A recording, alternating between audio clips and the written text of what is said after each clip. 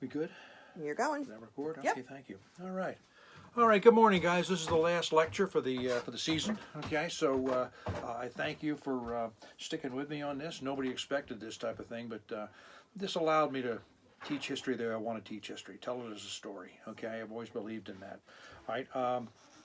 Also, too, this method of using YouTube, I think, was very good. I didn't know to do this, but Rob Rudnicki and the other girl I have doing my cane class suggested it, as well as my own daughter. So it meant that you could listen to these whenever it was at your leisure, whenever you needed to, whenever it's convenient for you, rather than having to sit here at an appointed time for a Zoom lecture or something like that. So I think this really worked out well. All right.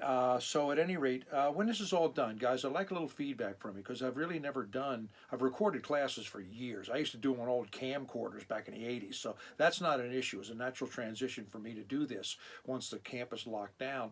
But teaching remotely, okay, all right, I hope that I really addressed you on a personal basis and reached out to you in a way that I think all teachers should, all right, rather than just the impersonal canvas or the impersonal webinar approach, that sort of thing. So give me some feedback. Did it work? Okay. All right. I'm not asking for sunshine. I'm asking for a kind of realistic assessment, saying no, it was a mess, Trimble, you blew it, okay, or yeah, you liked it, whatever. So if you wouldn't mind, all right, in an email. All right. Well, what we're looking at today in the final lecture is really the last 20 some odd years of the Soviet Union. So I'm into the handout booklet here. Okay. All right. And pages 69. We'll start with that one. 70, 71, then a little bit on 72. It should take me about 40 minutes and we'll be good to go here, okay? So where we left you last time, all right, was the fact that Christmas night, 1991, Mikhail Gorbachev, seeing the Communist Party was going to be unable to lead the Soviet Union to any kind of promised land, all right, he basically signed him out of existence. Remember, Yeltsin was the head of basically the Russian Republic, the Russian Federation, okay, and the president of the Soviet Union, and he even outlawed the Communist Party. So it was, without a Communist Party, you don't have a Soviet Union.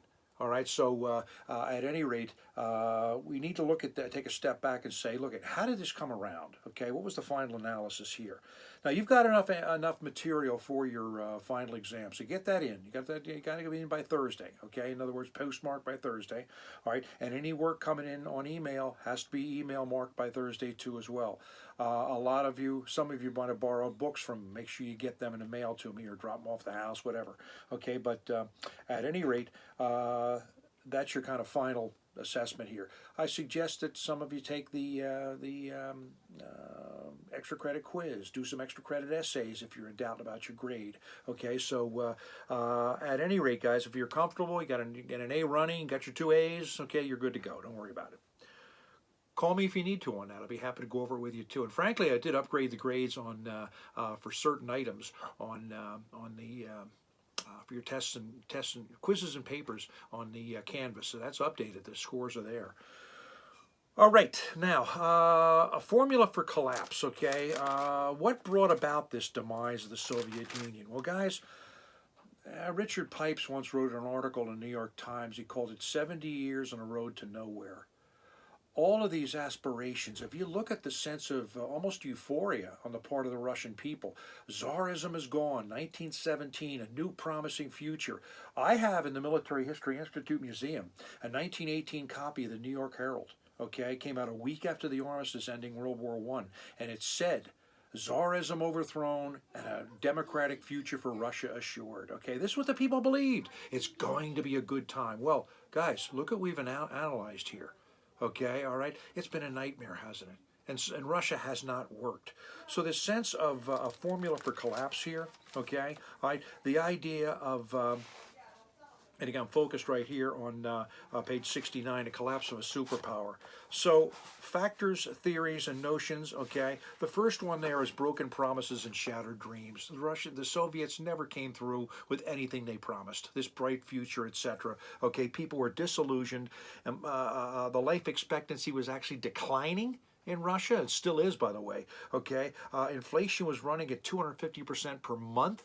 So in other words, that cup of coffee for $1 this month is going to cost you $1. Next month, $250. The following month, $500. Yeah, how can you pay for this? Okay, all right. Pensions, health insurance, housing, income, income equality, income stability. None of it was realized, and they're living harsh, harsh lives. All right. The Cold War. There's a statement by Stephen Kotkin that I really like. This is point number 2 now. Okay, I'm going to put it all together in a second. Okay, I'm just building the paradigm now. All right, the Cold War was won in the kitchen. Listen to this. The number of Soviet television sets leaped from 400 in 1940, okay, to 90 million in the 1980s, by which time they could be found in 39% of households. And Soviet audiences could then intently observe characters moving through well-furnished homes from room to room and then to another room, sometimes 8 or more. The characters all appeared in different clothes every day and peered into overstuffed kitchens and drove sleek cars. It was all a fantasy, or was it?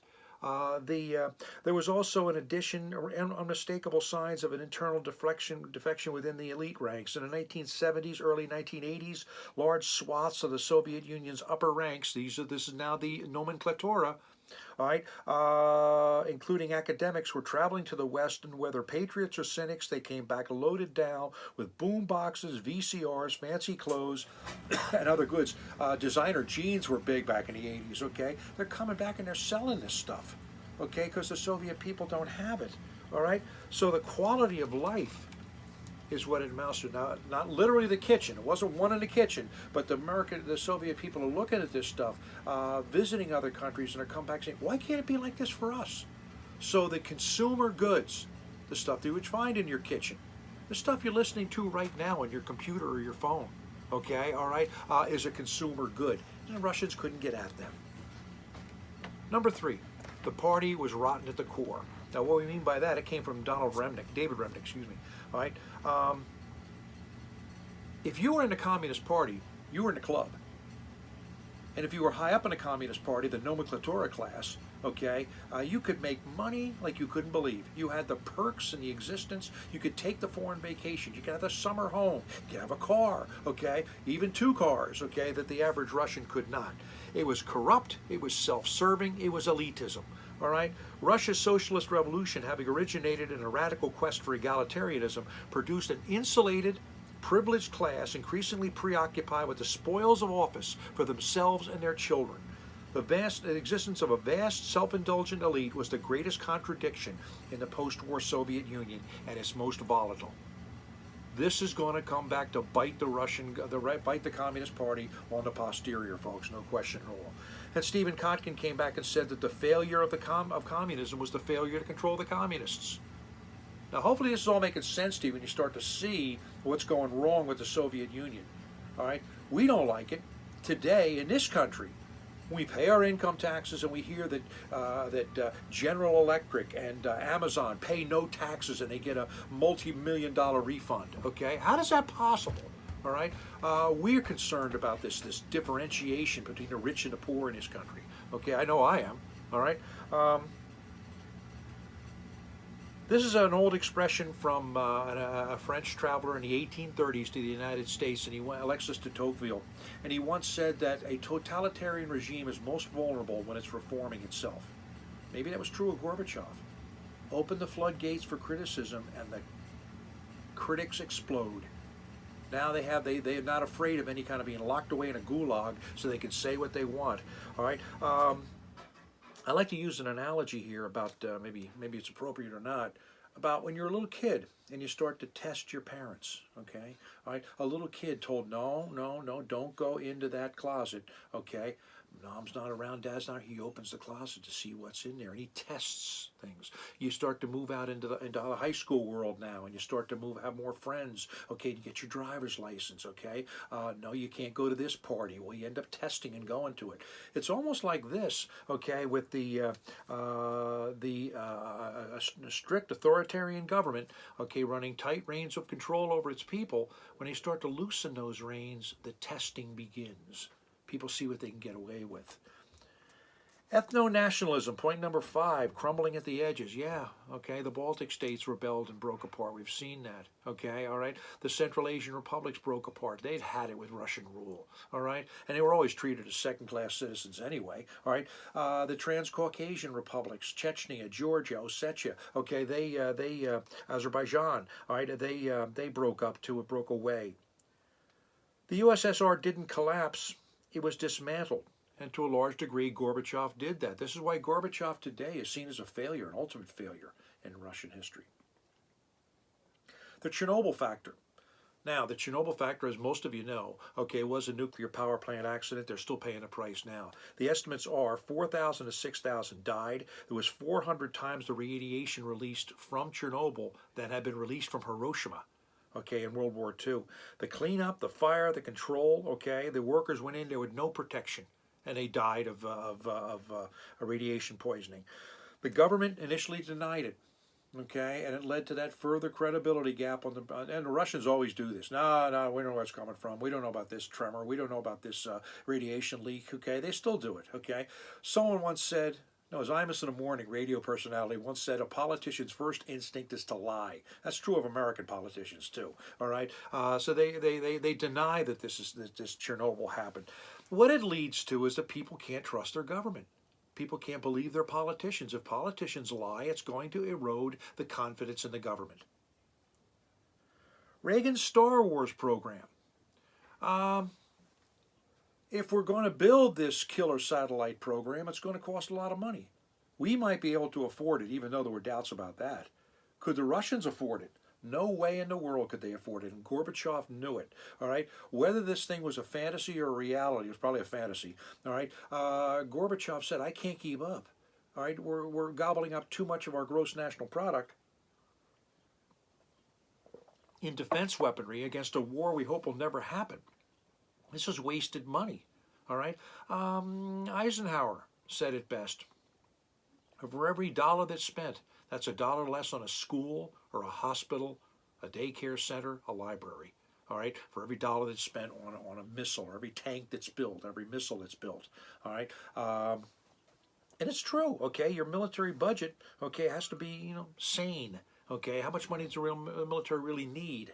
Okay, all right. So the Star Wars program, even though it was mainly a threat, okay, all right, did force the Russians to come to the table, all right, in terms of this.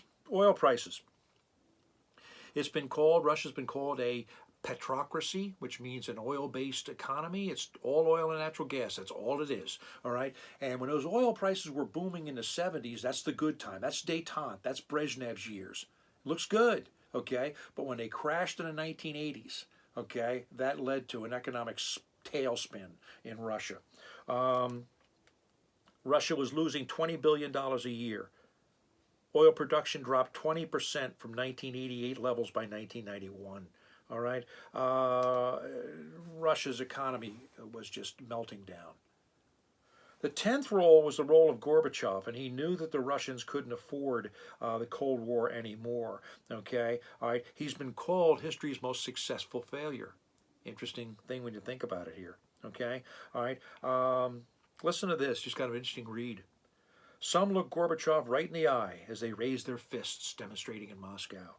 The signs they carried made an amazing display. Communists, have no illusions, you are bankrupt. Another one said, Marxism-Leninism is on the rubbish heap of history. Remember that line from Trotsky when they first took power? He broke up the provisional assembly.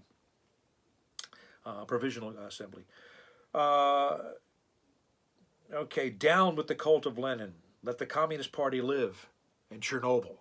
All right, so there's some very clever things there, but they do speak volumes about the dissatisfaction with the Soviet government and everything else like that.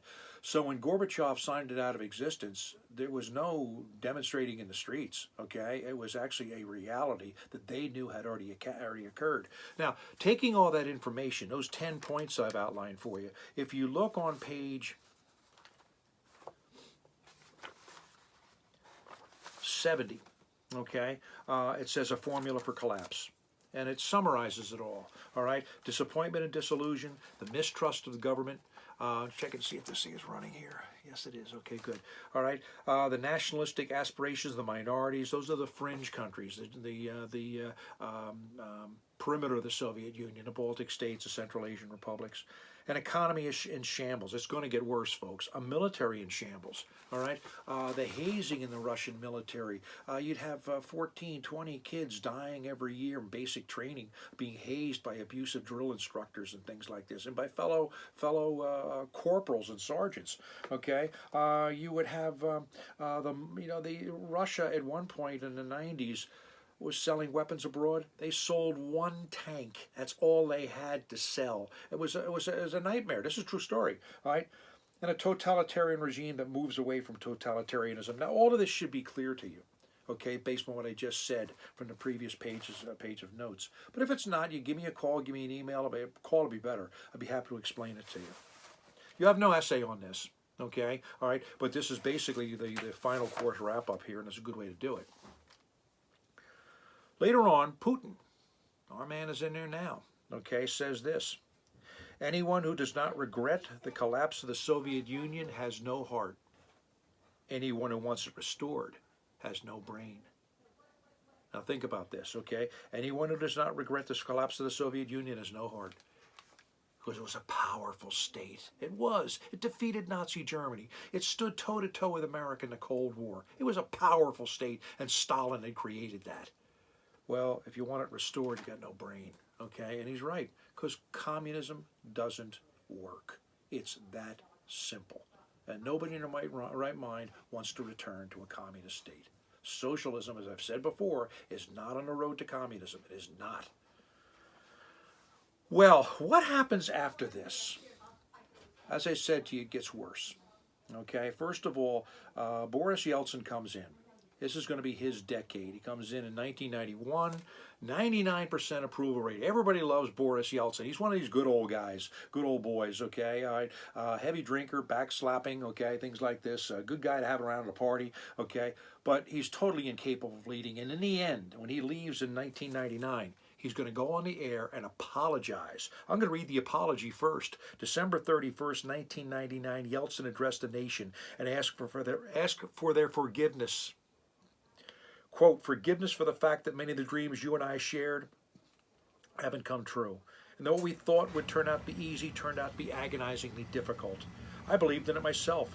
It seemed as if we could overcome everything with one surge forward. It didn't happen, and in some ways I was simply too naive. Well, he was. He thought he could lead by his own charisma, okay, and that worked for about a year. After that, it didn't. He promised when he first came in to end the special privileges for the nomenclatura, the party elite.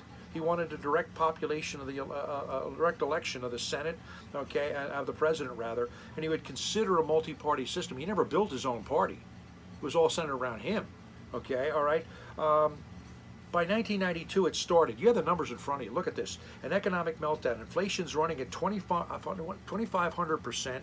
Prices rise 250%. The gross national product dropped between 40 and 50%. Gross national products never drop, except in third world dictatorships. Right? They always should be on the rise. Okay, drop 40%.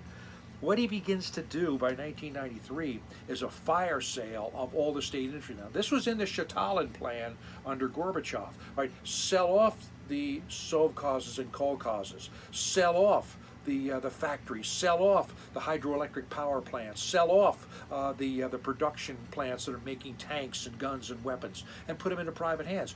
Well, I ask you this question: who the hell can afford this? Only the nomenclatura. The old Communist Party hardliners. Listen to this in terms of who they were. The Russian oligarchs. We hear about them today. Okay, 110 Russians control 35% of the entire Russian economy. 110 guys. Okay, Putin's one of them. Putin might be the richest man on the planet. What is his job? He rose through the ranks as a member of the KGB, the Russian secret police. Okay, he was a colonel in the KGB. You don't get to be a multi-billionaire from that salary, I'm telling you now. Oligarchs sprung from from Soviet caricatures of cutthroat capitalists. Some people compare this to the days of the 1800s, late 1800s, after the Civil War in America, the so-called Gilded Age. Right, backed by security forces that behaved more like private armies. Few of them had any sense of public responsibility toward the country. They pillaged state assets. They paid no taxes and left Russia's economy devastated, all for themselves. As the 1990s dragged on, there was a further increase in gang warfare in St. Petersburg, the emergence of a world-class mafia, folks. All right, the Russian mafia, which does act in this country. Drugs, sex slavery. Look at the movie Taken, okay, with Liam Neeson. All right. At the higher end of scale, arms dealing. They could take those weapons from those factories and sell them to terrorists and everything else like this. All right, even the city of St. Petersburg took on the atmosphere of Prohibition Chicago with street-side drive-by murders and everything else like this. Is this what capitalism brings? Well, maybe it does, okay? But the Soviet people become disillusioned with that, and they're hence disillusioned with Yeltsin. Now, food production by 1999 dropped 1/3 from 1990 levels. All right, let me give some other numbers here if I have them. Strikes rose by 1/3 in 1 year. Okay, all right. Aircraft production dropped by 90%. All right, and I misspoke before about the number of tanks and planes purchased. Okay, for the military. Here's a number for 1992. The Russian 1991, excuse me. The Russians military industrial complex purchased 585 planes. In 1992, all they could afford was 2. And that story of the one tank, that I kind of got confused. That was aircraft production and sales. 2 planes. 64% of all of Russia's former industries under the old Soviet Union went into private hands, a few private hands. What about the people? People my age, senior citizens, we're not eating because we're giving the money to the money that we have, any money we have, and also to food to the kids, the grandkids.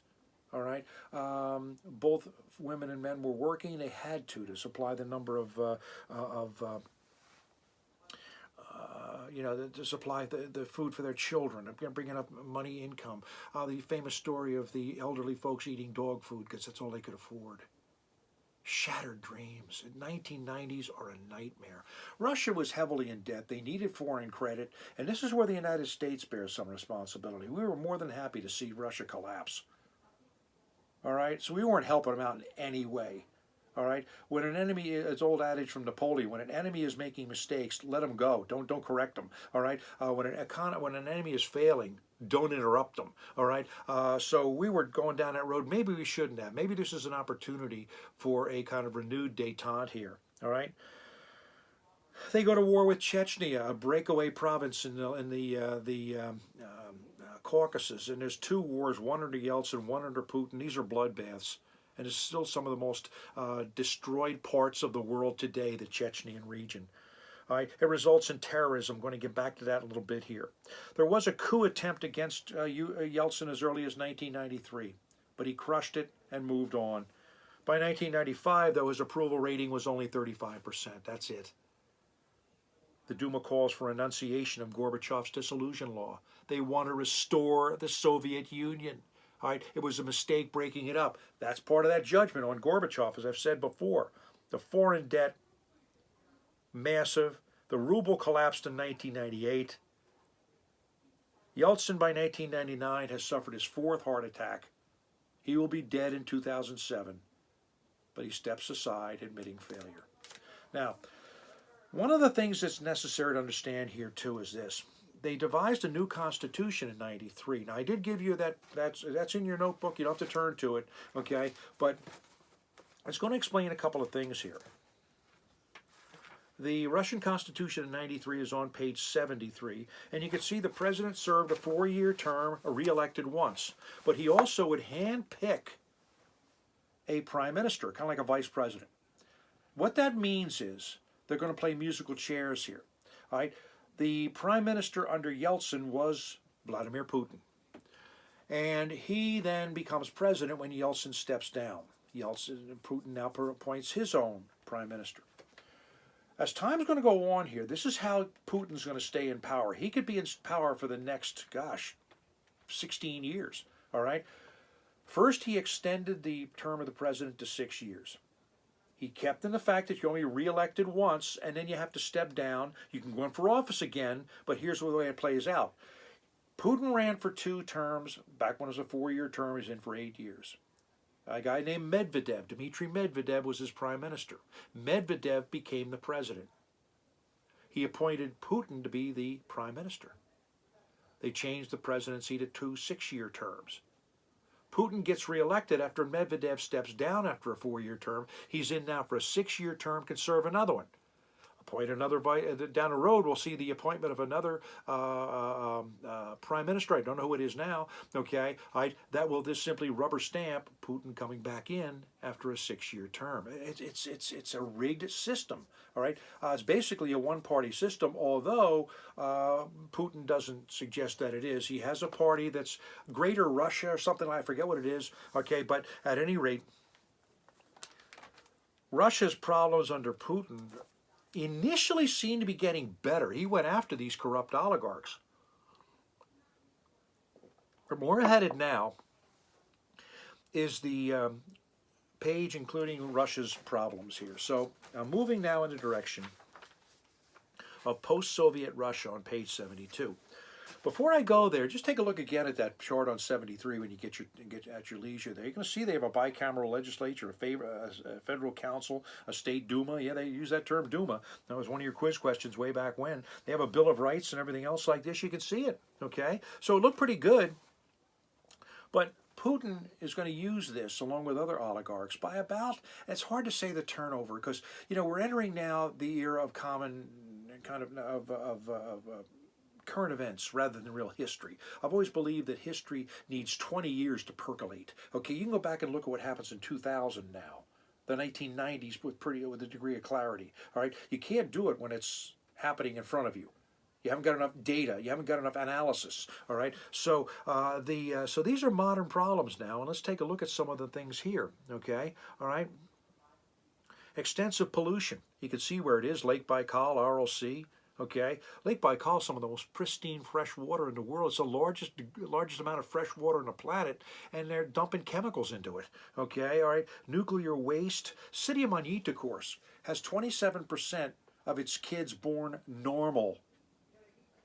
That means 7 out of 10 are born with some sort of birth defect, abnormality, whatever it might be. How, you know, Magnitogorsk built during the Stalin years as an industrial city. Well, control the industrial waste. Okay, all right, flowing into the rivers and seas, the proliferation of cars and trucks and the auto emissions, etc. It's one of the most polluted countries on the planet. Number 2, Chechnya, 2 wars and ethnic splintering. Okay, all right, well, let's address those wars. You've got essays in the back of your book, the final things in the book there, about the Chechnya wars. I wrote them both up because I know that it's too early to teach them in detail yet, and certainly as you get older, you'll read more about this. But the direct result of this is not only sending soldiers into combat, but also to the terrorism. Terrorism in Russia is rampant. They've got a rising radical Islamic population they have to control, okay? And, for example, in 2002, there were 100 people, no, 800, 100 people, I forget the number there, in a Moscow theater. 129 were killed when the Spetsnaz came in, okay, which is their secret, their special forces, Spetsnaz, all right, came in and sent in, pumped in tear gas and had an overabundance of it, and people died choking, things like this. Even some of the soldiers died, okay. An average of 21 Russian soldiers were killed per week by terrorist attacks in 2003. And in 2004, the most horrible story, 334 children and teachers trapped in a Chechnya schoolhouse. All right, they sent in the Spetsnaz again, and the terrorists ended up killing 1/2 of them. All right, 334 people died. Okay, 1/2 of them were children. All right, black widows, female suicide bombers have appeared. It's not easy. Corruption. A general figure is 1/3. If you're going to buy something, you walk into a Walmart, you say you want to get, a tape, let's say, or I'll put it another way here. If you want to get I don't know, in Walmart, maybe a doll for your little sister or your children, okay, all right, and there's very few on the shelves, okay, they'll get you one. They'll get you one in the back room. They got plenty on stock. Now, I'm not saying this happens in Walmart. I'm using an example here, all right? How much does it cost? It costs $10. Well, it's going to cost you 15, and the clerk then takes the extra 5, puts it in their pocket. I'll tell you a story, true story.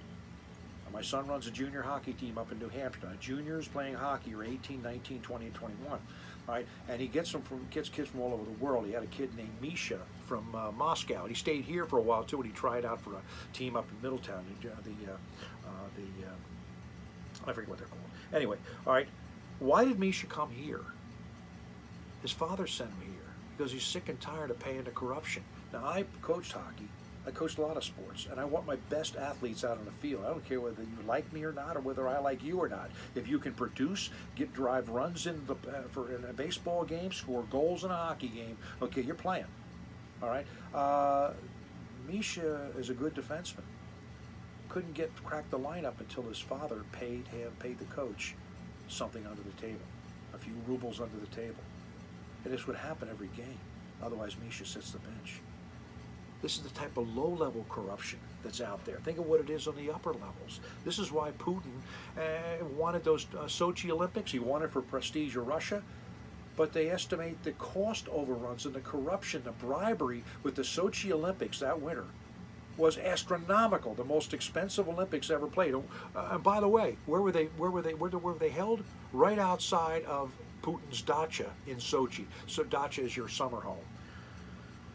Corruption is rampant. Black market economy, okay? The killing of journalists, okay, report this stuff. Rigged elections, healthcare issues. Look at the numbers here. Alcoholism, 50,000 die annually in Russia due to alcohol poisoning as compared with 400 in the United States. Alcoholism, all right? Men average 11 years less in age than women do. Okay, all right. This is the largest gap in the world. I think in this country it's something like about 3 years, 4 years. Okay, life expectancy of an average Russian is equal to that of a person living in Bangladesh, Guatemala, or Honduras, third world countries. 134th among 200 nations in terms of life expectancy. Population decline. In 2000, the population dropped to 104 million. Okay, 145 million is going to be 104 million in 2050. Population shouldn't drop; it should increase. Now, some of that is outflow, people moving out.